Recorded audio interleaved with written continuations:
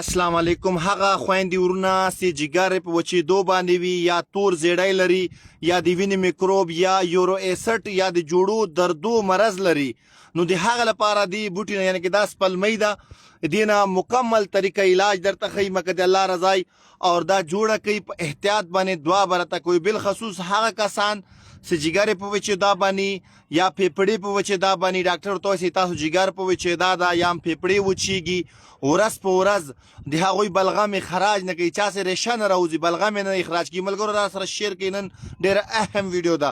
هغه ورونه خویندې چې پیپړې په وچېدا یا جګر په وچېدا باندې بلغم اخراج نه کوي، تور زیړی لري اور دې نه علاوه سورایسس ورته وایي په جسم باندې چې خارش وي د سور غوندې دهتر نشان نه وي، د سورایسس لپاره دا مکمل او یورو ایسټ چې څوک یورو ایسټ لري یا د چا په جسم کې خشکي وي لکه داسې هم خشکي وي چې جسم وګورئ د خاورې په شان ته محسوس کیږي یا حلق وچیږي، د هغه لپاره دی بوټي نرته علاج خیم چې دعا براته کوي که د الله رضای اور جوړې کوي اور دې سره سره دا کورکمن ده. دې طریقه کار ټول درته بیان کوم.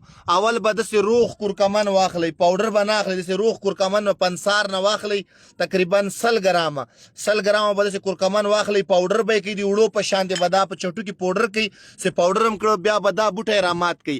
دې ته سپلمۍ وایي، مدارم وایي، خو دې شیدو نه به صرف سترګې ساتئ بس. دې طریقه باندې چې استعمال وسي هیڅ ضرر نه کوي او که بې طریقه م استعمال که نو دا بیا تاوان درته رسوي. نو 100 ګرامه به دا روغ کورکمن واخلئ. صحیح ده. اب مایوسه نه مایوسه کسان چې څوک تور زیړي نه پریشان یې جګرې وچېږي دا جوړه کوي. 100 ګرامه کورکمن اور دا سپلمۍ بوټی ده دا یو رقم شیده کوي، دا ورته کتلی شئ ښه. دې نه به صرف ځان بچ کوي. دا به داسې شیشې بوتل کې دا وګوره دا شیده ده دا کتل، دې نه به صرف سترګې بچ کوي. دې شیدې به 10 ګرامه دې بوټي چې کوم شیده ده ابه صرف 10 ګرامه راواخلي، 10 ګرام هم سره واخیسته په دې کورکمن پاوډر کې به ور مکس کوي اور صحیح به تقریبا 3 ساعته یعنی کې 3 ساعته به دا چټو کې ومخئ، 3 نه تر 4 ساعته کې دا ستاسو ومخله زوردار لاسو سره، نو انشاءالله دې زارات ختمیږي، دا شفایات دوا جوړیږي. دا داسې شیده کوي صرف سترګې نه به یعنې کې دا ساتئ بس، سترګې کې بدانه د سترګه یعنی کې خرابوي. اور دا دوا سه تاسو ومخله جوړم کړه دا یو ډکی ډبي شیشې بوتل کې به واچوي کې به دی د الله په فضل دې فائدې اوس تاسو واورئ.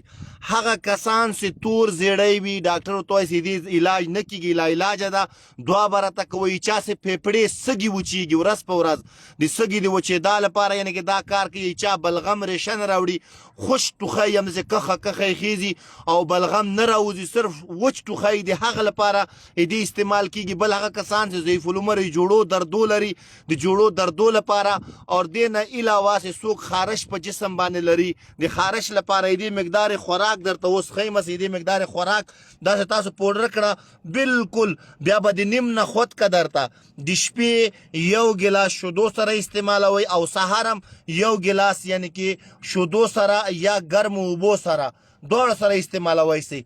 په نهاره باندې یا ډوډۍ نه 1 ساعت بعد یعنی کې دا استعمالیږي کورکمن او صرف د سپلمۍ دی که الله تعالی داسې افادیت ایښي چې دې طریقې استعمال باندې ما تاسو داسې تاسو وچلېږي. هغه کسان چې مایوسه سوي علاج نه کیږي او جوړو دردونه بل هغه کسان چې دا لاسونه یې کاږه سوي داسې دا جوړونه چې کاږه سوي بالکل داسې او دردونه کوي، ضعیف العمر 80 کلو 80 کلو پورې کوم کسان دا لاسونه یې داسې کاږي د هغه لپاره دې نیم نه خود کرته سهار و ماښام 1 ګیلاس ګرم اوبو سره خوراک د ډوډۍ نه 1 ساعت بعد ترشي اور غټه غوښه په بنده کوي. د الله په فضل داسې کاږه لاسونه یې هغه هم بیرته آهسته آهسته سیده کیږي اور هغه نه بعد ما تاسو سره د جسم په هر انګ کې تاسو خشکي وي یورو ایسټ تاسو نه اخراج کیږي. د الله په فضل دا ټول ختمي که د الله رضا وه. ښه وخت ولرئ دوستان، لوی رتم سپارم.